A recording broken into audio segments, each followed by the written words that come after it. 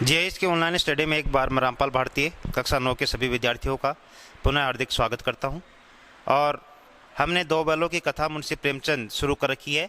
इसके दो पार्ट हमने पढ़ लिए हैं और हमने अब तक पढ़ा कि जूरी काशी के पास दो बैल हैं, हीरा और मोती, और दोनों में घनिष्ठ प्रेम था। जूरी काशी भी उन्हें बहुत प्रेम करते हैं और इस प्रेम के चलते उनमें आपस में इतनी तन्मयता, इतना लगाव, इतना पारस्परिक स्नेह हो जाता है कि हीरा और मोती एक दूसरे के मन की बात जानते हैं और हीरा और मोती के मन की बात जूरी काशी जान जाता है। इसी बीच गया, जो जूरी का साला होता है, वो बैलों को लेने के लिए आता है। बैल ये सोचते हैं कि हमें बेच दिया गया है, इस कारण वे उनके साथ नहीं जाना चाहते। वे बीच राह में भी थोड़ा उजड़पन करते हैं गया के साथ और सेकेंड टाइम गया पुनः उन्हें गाड़ी में जोत के ले जाता है और इस बार गया उनके साथ थोड़ी मारपीट करता है। गया क्रोधवश ऐसा व्यवहार करता है और उसके बाद मोती के तेवर हैं वो थोड़े और कठोर हो जाते हैं। तो मोती कहता है कि गया के दो चार सहायक हैं, उनको मैं क्या मार दूं। इस पर हीरा क्या कहता है, उसके बाद की कहानी आगे कुछ इस प्रकार है। हीरा कहता है, नहीं, हमारी जाति का ये धर्म नहीं। अर्थात हमारी जाति का मतलब यहाँ पर अप्रत्यक्ष रूप से ये कहानी केंद्रित है राष्ट्रीय स्वतंत्रता आंदोलन को लेकर, और हमारी जाति का मतलब यहाँ अप्रत्यक्ष रूप से हम ये भी समझ सकते हैं कि हम भारतीयों का ये धर्म नहीं है क्या कि हम हिंसा को स्थान दें, हम उग्रवाद को स्थान दें, हम एक शांतिप्रिय राष्ट्र के लोग हैं। ठीक इसी प्रकार यहाँ जाति का मतलब बैल के संदर्भ में कि बैल की जाति में हमने जन्म लिया है और हम किसी पर भी कड़े प्रहार नहीं करते हैं, हम मारपीट में विश्वास नहीं करते हैं, हिंसा में विश्वास नहीं करते हैं। मोती दिल में ऐंठ कर रह गया और गया आ पहुंचा, दोनों को पकड़ ले चला। कुशल हुई कि उसने इस वक्त मारपीट नहीं की, नहीं तो मोती भी पलट पड़ता। उसके तेवर देखकर गया और उसके सहायक समझ गए कि इस वक्त टाल जाना ही मसलत है। अर्थात मोती बहुत बड़े क्रोध में था। गया के आदमी, गया के सहायक ये बात अच्छी तरह से समझ गए थे कि मोती को इस वक्त छेड़ना खतरे से खाली नहीं है, इस कारण उन्होंने मोती के साथ मारपीट नहीं की। उसके बाद आज दोनों के सामने फिर वही सूखा भूसा लाया गया। दोनों चुपचाप खड़े रहे। घर के लोग भोजन करने लगे। उस वक्त छोटी सी लड़की दो रोटियां लिए निकली और दोनों के मुंह में देकर चली गई। उस एक रोटी से इनकी भूख तो क्या शांत होती, पर दोनों के हृदय को मानो भोजन मिल गया। यह पंक्ति है। यह अर्थात यहां पर एक बार पुनः यह बात लेखक स्पष्ट करना चाहता है कि उदर की तृप्ति मात्र भोजन से ही संभव नहीं,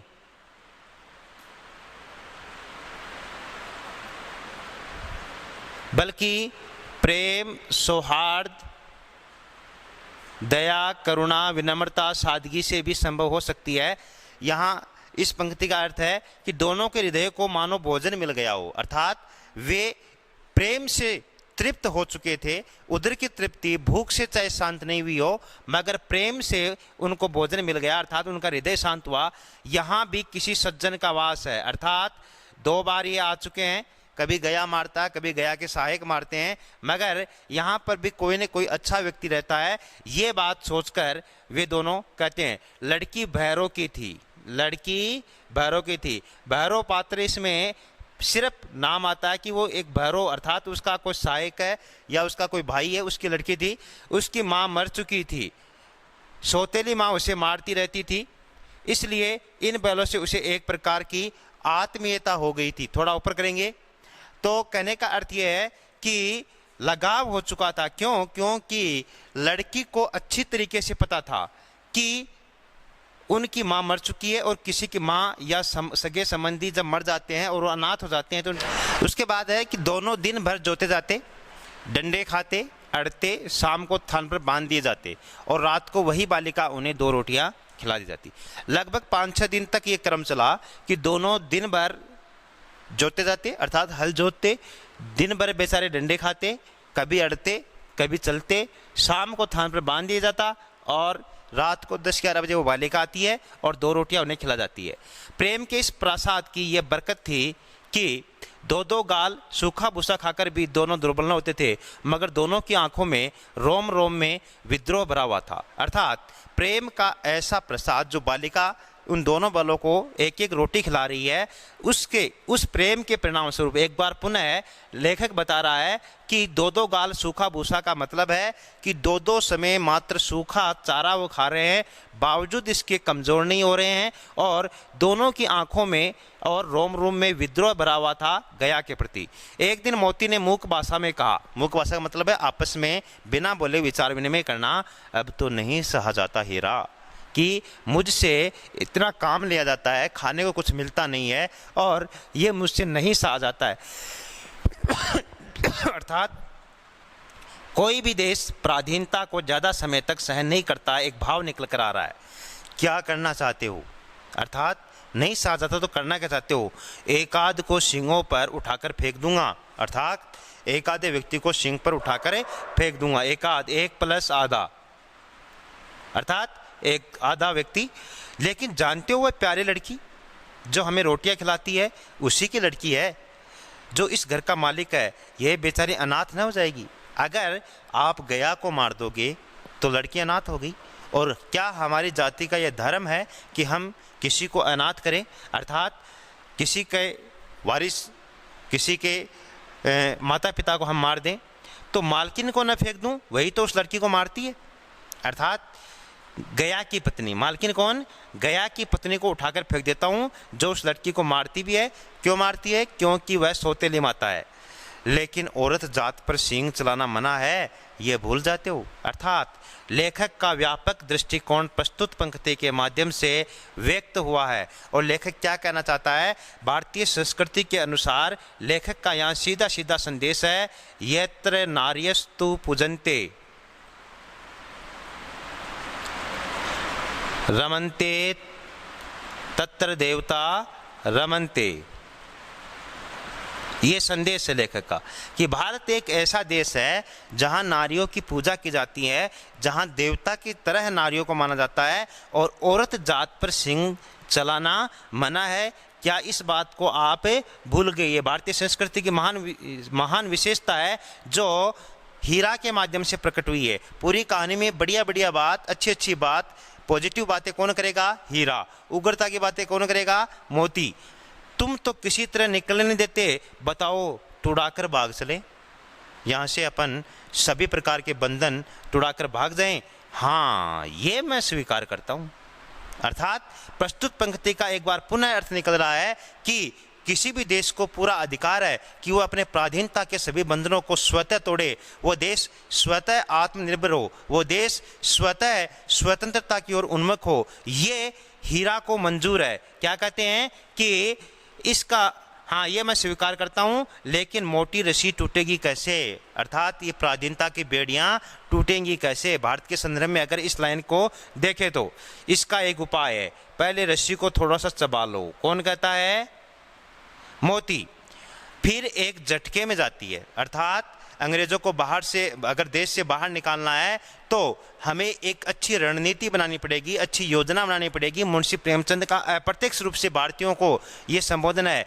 जिस प्रकार बैलों के माध्यम से ये कह रहा है कि रस्सी को एक बार चबा लो, कमज़ोर हो जाएगी, रणनीति बनाओ अच्छी तरीके से, अंग्रेजों को कमज़ोर करो, उसके बाद में एक ऐसा झटका दो कि उन्हें देश छोड़ने पर मजबूर हो जाएं वे और भारत एक स्वतंत्र राष्ट्र बन जाए। उसके बाद रात को जब बालिका रोटियां खिलाकर चली गई, दोनों रस्सियां चबाने लगे, पर मोटी रस्सी मुंह में नहीं आती थी। बेचारे बार बार जोर लगाकर रह जाते। अर्थात रस्सी लाव की तरह थी, मोटी रस्सी थी, जब भी वो मुंह में डालने की कोशिश करते वो मुंह में पूरी तरीके से आ नहीं रही थी और बार बार प्रयास करने के बावजूद उनके हर प्रयास असफल हो रहे थे। सहसा, अचानक, रीतिवाचक क्रिया विशेषण का शब्द है। सहसा घर का द्वार खुला और वह लड़की निकली। दोनों सिर झुकाकर उसका हाथ चाटने लगे, दोनों की पूंछें खड़ी हो गई। उसने उनके माथे सहलाए और बोली, खोल देती हूँ, चुपके से भाग जाओ, नहीं तो यहाँ लोग मार डालेंगे। आज घर में सलाह हो रही है कि, क्या सलाह हो रही है? कि इनकी नाकों में नाथ डाल दी जाए। लड़की बैलों को कह रही है कि मैं आज आपको आज़ाद कर रही हूँ। आज घर में ये विचार विमर्श हो रहा है क्या कि आज बैलों के नाथ डालेंगे। अर्थात नाथ डालना का मतलब है नाक के अंदर रस्सी डालकर, और ताकि आसानी से बैल है वो किसी भी प्रकार से कि उजड़पन नहीं करे और आसानी से जिधर हम ले जाएं उधर चले जाएं, ये बात है। तो उसने गराव खोल दिया। गराव का मतलब है जहां जिस खूंटे से रस्सी बंधी हुई थी वो खोल दिया, लेकिन दोनों चुपचाप खड़े रहे। मोती ने अपनी भाषा में पूछा, अब चलते क्यों नहीं? लड़की ने खोल दिया। इतनी देर तक अपन खोलने की कोशिश कर रहे थे, परेशान हो रहे थे, और जब बंधन खुल चुके हैं और अब आप यहाँ खड़े खड़े देख रहे हैं, तो हीरा कितनी अच्छी बात कहता है। हीरा क्या कहता है? चले तो, लेकिन कल इस अनाथ पर आफत आएगी, सब इसी पर संदेह करेंगे। अब हीरा कह रहा है किससे? मोती से, कि इसने हमें खोल दिया और कल सुबह इस लड़की के साथ मारपीट होगी, इसको घरवाले मारेंगे कि तूने बैलों को कैसे खोला। इसलिए मैं नहीं चाहता कि हमारे कारण इस लड़की के साथ अत्याचार हो, इस लड़की को मारा जाए, सब इसी पर संदेह करेंगे। अचानक बालिका चिल्लाई। बालिका समझ गई क्यों नहीं भाग रहे हैं, तो उसने बैलों का साथ दिया भागने में। अचानक बालिका चिल्लाई, दोनों फुफा वाले बैल भागे जा रहे हैं, भागे जा रहे हैं। ओ दादा, दादा, दोनों बैल भागे जा रहे हैं, जल्दी दौड़ो, दौड़ो। इस प्रकार से उसने चिल्लाहट की ताकि घर वालों को ये लगे कि बैलों को बालिका ने नहीं खोला है, बल्कि वे स्वतः तुड़ा करे भाग गए हैं। तो कहानी आगे गया हड़बड़ाकर भीतर से निकला और बैलों को पकड़ने चला। अर्थात उस वक्त शायद खाना पीना कर रहे थे, घर में बैठे थे या सोने की तैयारी कर रहे होंगे। हड़बड़ाकर गया घर से बाहर निकलता है और क्या करता है? बैलों को पकड़ने की कोशिश करता है। वे दोनों भागे। गया ने पीछा किया और भी तेज हुए। गया ने शोर मचाया आसपास के पड़ोसियों के लिए, फिर गांव के कुछ आदमियों को भी साथ लेने के लिए लौटा। दोनों मित्रों को भागने का मौका मिल गया। सीधे दौड़ते चले गए, दौड़ते चले गए, यहाँ तक कि मार्ग का ज्ञान न रहा। जिस परिचित मार्ग से आए थे उसका यहाँ पता न था। नए नए गाँव मिलने लगे। तब दोनों एक खेत के किनारे खड़े होकर सोचने लगे अब क्या करना चाहिए। बहुत दूर चले गए, रात का अंधेरा है और पता ही नहीं कि जिस मार्ग से आए हैं वो मार्ग है या दूसरा मार्ग है, और संभवतः उन्होंने दूसरा मार्ग पकड़ लिया। हीरा ने कहा, मालूम होता है राह भूल गई। अर्थात जिस मार्ग से अपन आए थे उस मार्ग को अपन भूल चुके हैं। तुम भी बेतहासा भागे, वहीं उसे मार्ग रहना था। मोती कह रहा है। मार्ग रहने के बाद कौन करेगा कहानी में? मोती। अच्छी बातें कौन करेगा? हीरा। तो मोती क्या कर रहा है? तुम भी, अर्थात देखा ही नहीं किधर भाग रहे हैं, और उसे वहीं मार गिराना था। किसे? गया और उसके साथियों को। उसे मार गिराते तो दुनिया क्या कहती? वह अपना धर्म छोड़ दे, लेकिन हम अपना धर्म क्यों छोड़े? कितनी सुंदर लाइन लेखक मुंशी प्रेमचंद ने लिखी है। यह मुंशी प्रेमचंद है, इसी कारण ऐसी अच्छी लाइन लिख सकते हैं। लाइन का प्रतीक अर्थ क्या हो सकता है? दूसरा अर्थ क्या हो सकता है? कि अंग्रेज अपना धर्म छोड़ दें,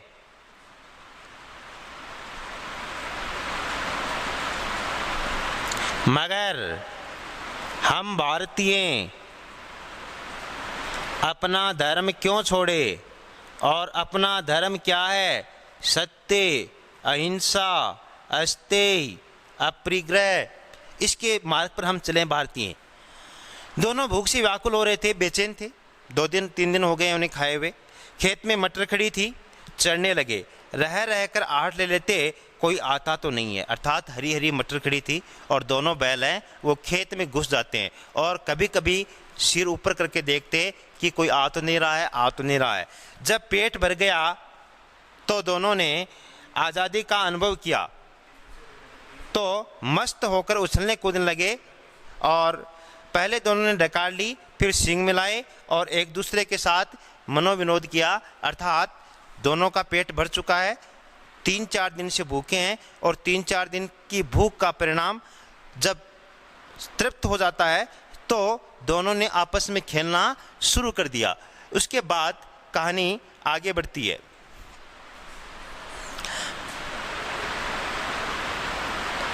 हाँ, आज़ादी का अनुभव किया तो मस्त होकर उछलने कूदने लगे। पहले दोनों ने डकार ली, फिर सींग मिलाकर एक दूसरे को ठेलने लगे, अर्थात आपस में खेलने लगे। मोती ने हीरा को कहा, कई कदम पीछे हटा दिया, यहाँ तक कि वह खाई में गिर गया। तब उसे भी क्रोध आया, संभल कर उठा और फिर मोती से मिल गया।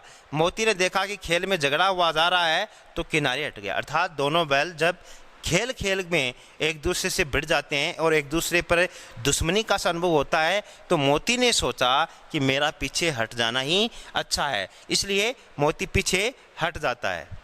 ऊपर हाँ, अब उसके बाद कहानी का तीसरा पार्ट शुरू होता है। 2 पार्ट कंप्लीट हो चुके हैं और कई पार्ट में ये कहानी डिवाइड है। अब अरे ये क्या, कोई सांड डोकता चला रहा है। हाँ, सांड ही है। वह सामने आ पहुंचा। दोनों मित्र बगले झांक रहे हैं। अब क्या किया जाए, एक दूसरे की तरफ देख रहे हैं कि वो तो मारेगा। सांड क्या, पूरा हाथी है, उससे भिड़ना जान से हाथ धोना है, लेकिन न भिड़ने पर भी जान बचती नहीं नजर आती। अर्थात एक बार पुनः प्रतीक अर्थ, उससे भिड़ना जान से हाथ धोना है। अंग्रेजों से टक्कर लेने का मतलब है मृत्यु।